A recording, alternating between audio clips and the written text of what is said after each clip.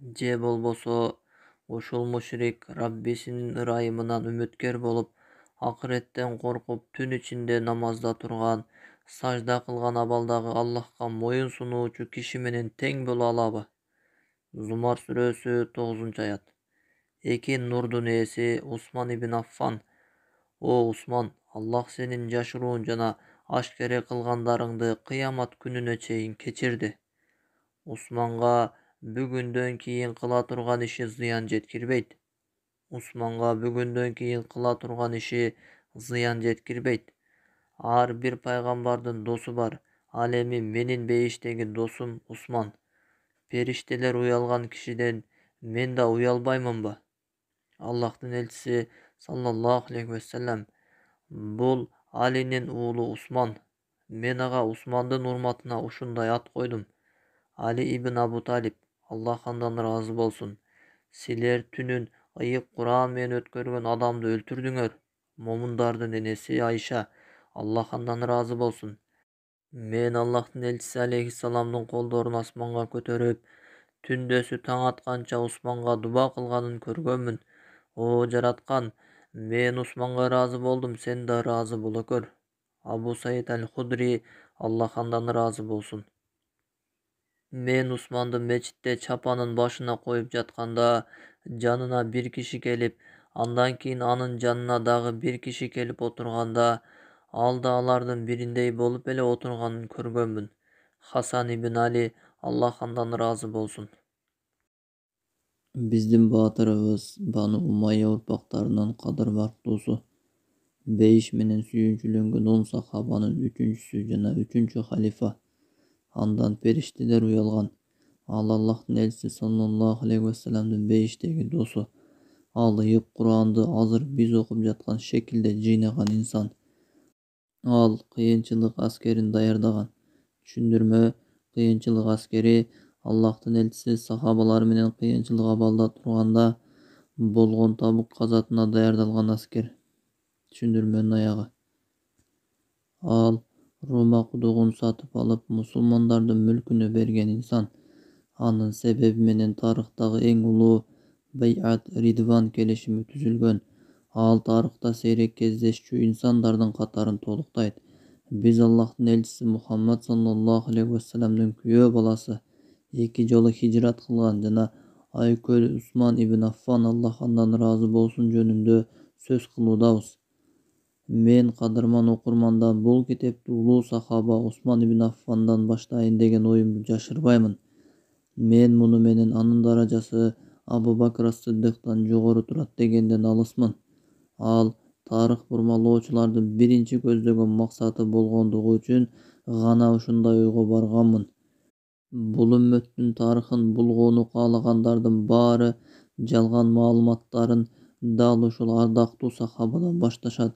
Ошондуктан Аллахтын элчиси саллаллаху алейхи вассаламды коргогон сахабаны мен жок дегенде калемим менен коргогум келди.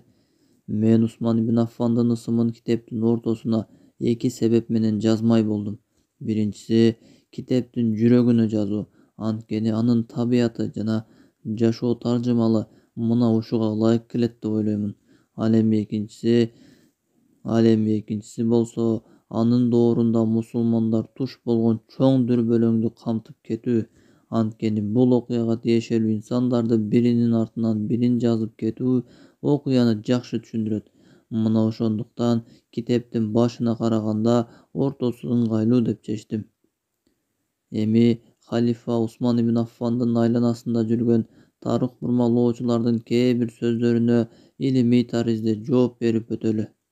Биринчи, анын мал-мүлкүнүн айланасындагы шек-күмөндөр. Усман ибн Аффандын ата-теги кадыр барктуу бай инсандар болгон. Анын атасы Аффан ибн Абу аль-Ас ибн Умайя ибн Абдуш-Шамс ибн Абдуманаф. Абдуш-Шамс Аллахтын элчиси саллаллаху алейхи вассаламдын бабасы Хашимдин эгиз бир тууганы. Хашимдин урпактары менен Абдуш-Шамстын урпактары Меккенин мырзалары болгон. Усман ибн Аффан исламга чейин Меккедеги эң бай адамдардын катарында эле. Ал мусулман болгондон кийин ошол учурда мусулмандар башынан өткөрүп жаткан экономикалык кыйынчылыкты чечкен. анын халифалык доорунун аяк ченинде каржы маселесине сөз тийгизген эки жүздүүлөргө айткан жообун айта өтүү бул маселеге жетээрлик жооп болот. Аларга мындай деген: арабтардын баары башкаларга караганда менин төөлөрүм жана койлорум көбүрөөк экенин жакшы билишет. Мен алардын баарын Аллахтын жолуна сарптадым. Азыр менде ажыга баруу үчүн мине турган эки гана төөм бар. Экинчи, Усман ибн Аффандын туугандары Умайя урпактарына болгон сүйүүсү. Мен Усман ибн Аффан Умайя урпактарынан дайындаган вилаят башчыларынын санын көрүп таң калдым. Алардын көптүгүнө эмес, тескеринче аздыгына. Анын халифалык доорунда Умайя урпактарынан эки эле вилаят башчы болгон экен. Алар Муавия ибн Абу Суфьян жана Абдуллах ибн Ас-Саиб ибн Курайз. Азербайжандан тартып Нубияга чейин, Орто Азиядан Туниске чейинки жерди ээлеген чоң империяда анын туугандарынан экөө эле бар эле. Ал эми Муавия ибн Абу Суфьянды Шам вилаятына башчы кылып Усман ибн Аффан эмес, Умар ибн Аль-Хаттаб дайындап кеткен. Вилаяттарга башчы дайындоодо Умар Аль-Фаруктун кандай кылдат болгонун баары жакшы билет. Чындыгында мен Усман ибн Аффандын туугандары Умайя урпактарынан жогорку даражалуу кызматтарга эч кимди койбогонуна таң калдым. Жада калса, Аллахтын элчиси саллаллаху алейхи вассалам өзү да жогорку кызматтарга дал ушул Умайя урпактарынан койгон. Анткени алар башкаларга караганда бийлик жана саясий иштерин мыкты өздөштүрүшкөн эле. Үчүнчү, Усмандын ыйык Куран аяттары жазылган кагаздарды өрттөөсү. Бул эки жүздүүлөр туура эмес деп эсептеген чындык. Анткени Усман ибн Аффан карылардын кылдат текшерүүсүнөн өткөн ыйык Куран сүрөлөрүнүн баары бир китепке жыйнап, калган барактарды андан мурда жазылып калган өрттөп салган. Мына ошол ыйык Куран менен Аллах Таалага талашсыз ибадат кылып келе жатабыз. Төртүнчү, Усмандын халифалыкка болгон укугу. Усман ибн Аффан Аллахтын элчиси саллаллаху алейхи вассаламдын күбөлүгү менен бул үммөттүн Абу Бакыр жана Умардан, Аллах алардан ыраазы болсун, кийинки үчүнчү улуу инсан. Аллахтын элчиси саллаллаху алейхи вассалам ага кызы Рукаяны, ал каза болгондон кийин экинчи кызы Умму Күлсүмдү ишенип турмушка берген. Усман ибн Аффан улуу сахаба Абдурахман ибн Ауф ал тууралуу Медина элинин оюн сурап чыккандан кийин гана халифалыкка шайланган. Андан кийин ага сахабалардын баары ант беришкен. Ага биринчи Али ибн Абу Талиб ант берген. Бешинчи, Аллахтын элчисинин сүннөтүн өзгөртүүсү. Ал Аллахтын элчиси саллаллаху алейхи вассаламдын мечитин кеңейтүүсү жана анын минбарын бир аз өйдө көтөрүүсү. Усман ибн Аффан анын доорунда мусулмандар көбөйгөндүктөн жогорудагы кеңейтүү иштерин кылууга аргасыз болгон. Алтынчы, Абу Зар аль-Гифариди сыртка жөнөтүү. Чындыгында аны Усман ибн Аффан чыгарган эмес, тескеринче ал өзү шаарда экономикалык өнүгүү болуп, элдердин арасында байлык жайыла баштаганда бул нерселерден узак жашоону каалап, шаардан сыртка чыгып кеткен. Анткени Абу Зар дүйнөгө кызыкпаган адам болгондугу үчүн ал бул нерселерди кабыл кыла алган эмес. Бул иш Усман ибн Аффанга, Аллах алардан ыраазы болсун, зыянын тийгизбегендей эле Абу Зарга да зыянын тийгизген эмес. Ушул жана башка шектенүүлөр Усман ибн Аффандын халифалык доорунда эки жүздүүлөр тарабынан чыгарылган. Усман ибн Аффан момундардын падышасы экендигине карабастан, аларга ачык айкын түз жооп берип турган. Усман ибн Аффандын иштериндеги шектенүүлөрдү ислам үммөтүнүн тарыхындагы эң ыплас адам, чыккынчы Абдуллах ибн Саба чыгарган. Абдуллах ибн Саба ал Сана шаарында төрөлгөн. Атасы еврей, апасы эфиопиялык аял болгон. Мусулмандар Йеменди жеңип алышканда исламды кабыл кылмыш болгон. Бирок ал исламды ичинен талкуулоо үчүн ыңгайлуу учурду күтүп жүргөн. Ошентип, ал еврейлерден үйрөнгөн осуят жана артка кайтуу теориялык системасын киргизген. Бул теориялык система боюнча Musa пайғамбар Исраил урпактарына 40 күндөн кийин кайтып келгендей, Аллахтын элчиси саллаллаху алейхи вассалам да кайтып келиш керек. Ал эми Муса алейхиссаламдын ишин андан кийин Иса навин Юуша ибн Нун айтып уланткандай, пайгамбарыбыз Мухаммад саллаллаху алейхи вассаламдын ишин Али ибн Абу Талиб улантыш керек. Бул теория шиялар менен еврейлердин ишенимдери бири-бирине канчалык деңгээлде окшош экендигин түшүндүрөт. Ибн Саба момундардын энеси Айша жана сахабалардын улууларынын атынан бизди Усман ибн Аффандын азабынан жана адилетсиздигинен куткаргыла деп мусулмандардан жардам сураган жасалма кат таркатат. Бул жасалма маалымат куураган чөптү жалмаган жалындай бат жайылат. Сабаны ээрчиген мунафыктар жана аларга азгырылгандар Усман ибн Аффанды халифалыктан алабыз же өлтүрөбүз деп келишип, анын үйүн курчап алышат. Ошондо улуу сахабалар жана жаш мусулмандар кылычтарын алып, Аллахтын элчиси саллаллаху алейхи вассаламдын күйөө баласын коргоо үчүн окуя болуп жаткан тарапка бет алышат. Бул жамаатты пайгамбарыбыз Мухаммад алейхиссаламдын селдесин кийип, кылычын тагынып Али ибн Абу Талиб башкарып барат.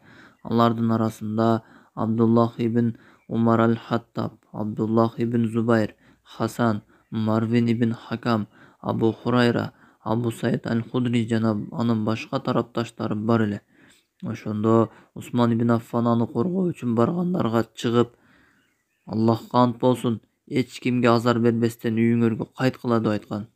Сахабалардын көпчүлүгү халифанын буйругуна баш ийип кайтып кетишкен, бирок кээ бирлери өздөрүнүн адилеттүү халифасын коргоо үчүн көктүк кылып кетпей коюшкан. Алардын арасында Хасан ибн Али, Абдуллах ибн Зубайр да бар эле.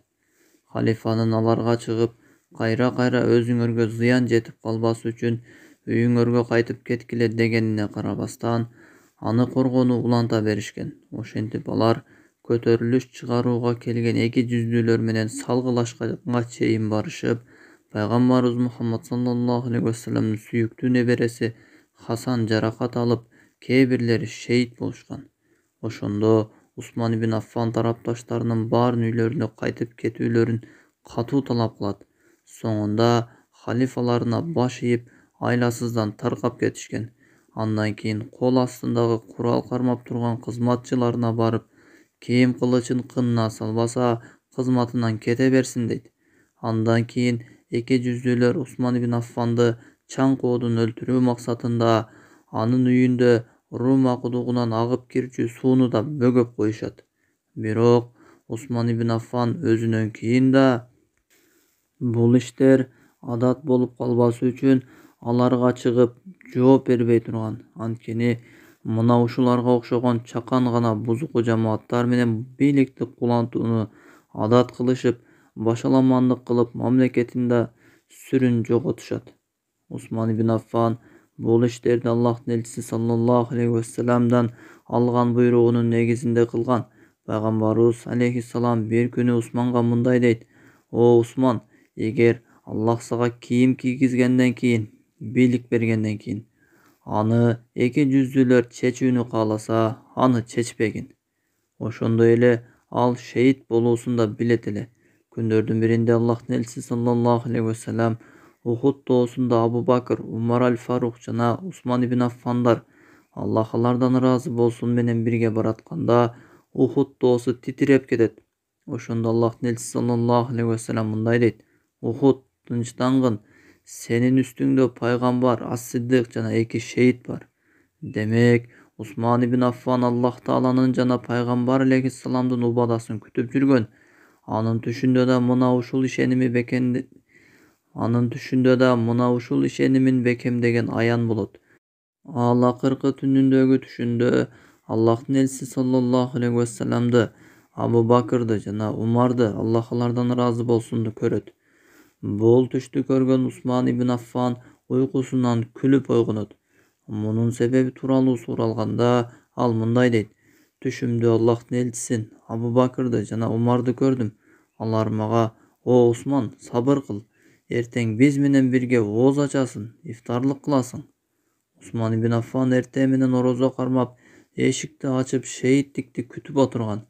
Мусулмандар үчүн бир китепке жыйнаган ыйык Куранды ачып, мукам үнү менен окуп отурганда, көтөрүлүш чыгарган бузуклардын бири кирип, темир менен анын башын ачыбат. Пайгамбар алейхиссаламдын күйөө баласынын башынан кан шырылдап куюлуп кетет. Андан кийин бул чыккынчы ыйык Куранды тепкенде, Аллахтын китеби Усмандын каны тамгаларына аралашканын каалагандай болуп, тоголонуп кайра Усман ибн Аффандын көкүрөгүнө келип туруп калат. Ошондо Усман ибн Аффандын каны Аллах Тааланын «Аллах сага жетиштүү» деген аятынын үстүнө тамчылаган. Андан кийин чыккынчылар канжарлары менен периштелер уялган инсанды сайгылап башташат. Күйөөсүн бул абалда көргөн аялы сахаба Наиля бинт Аль-Фарафиса чуркап келет. Ошондо аялы Наиля Усмандын денесине кылычы менен чапканы жаткан чыккынчыны көрүп, колу менен тосо койгондо манжаларын кесип салат. Андан кийин халифанын денесине экинчи чыккынчы сайып, аялынын экинчи колунун манжаларын кесип салат. Ошондо айласы кеткен аялы улуу сахаба Наиля Усмандын денесинин үстүнө өзүн таштайт. Бирок бул канкорлор анын алсыздыгына ырайым кылгандын ордуна халифанын башын кесип алышып, кулак мурдун кескилешкен. Ошондо канга боелгон эр жүрөк аялы «Момундардын падышасы өлтүрүлдү, момундардын падышасы өлтүрүлдү» деп кыйкырып жардам сурайт.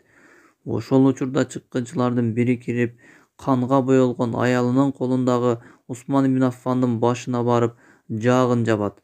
Айласы кеткен алсыз аялы «Аллах сенин колуңду курутуп, көзүңү сокур кылсын» деп караганда, чыккынчынын колу үйдөн чыкпастан кургап сокур болуп калган. Андан кийин канкорлор күлкүгө алып, анын үстүндөгү кийимдерин тытышып, анан халифанын үйүндөгү нерселерди талап тоношуп, андан ары шашылышып, мусулмандардын казынасына кол салганы кетишет. Момундардын падышасы Усман ибн Аффанды Аллах андан ыраазы болсун жерге берүүгө келишкенде, анын денесинин жанында өз колу менен жазган бир катты көрүшөт. Бул Усмандын осуяты. Мээримдүү жана ырайымдуу Аллахтын ысымы менен. Усман ибн Аффан албетте бир Аллахтан башка кудай жок, ал жалгыз, анын шериги жок жана Мухаммад анын кулу жана элчиси экендигине, бейиш менен тозоктун чын экенине, ошондой эле Аллах кабырдагыларды шек күмөнү жок, кыямат күндө тирилтүүсүнө жана Аллах өз убадасына каршы чыкпайт экендигине күбөлүк берет. Ошого убадаларга карап жашап, ошого карап өлөт жана Аллах Таала кааласа ошого жараша тирилтет. Түшүндүрмө: ошого карап өлөт. Азирети Усман бул жерде өзүн айтып жатат. Түшүндүрмөнүн аягы: Усман ибн Аффан шейит болгондон кийин эмнелер болду? Аялы Шам шаарына жиберген сандыкта эмнелер бар эле? Ал катын кабыл алган улуу сахаба ким? Эмне үчүн Аллахтын элчиси саллаллаху алейхи вассалам ага вахийди ишенип тапшырган? Эмне үчүн бул улуу сахаба Зун-Нурайнды өлтүргөн чыккынчылардан өч алууну каалаган? Кезектеги каарманыбыз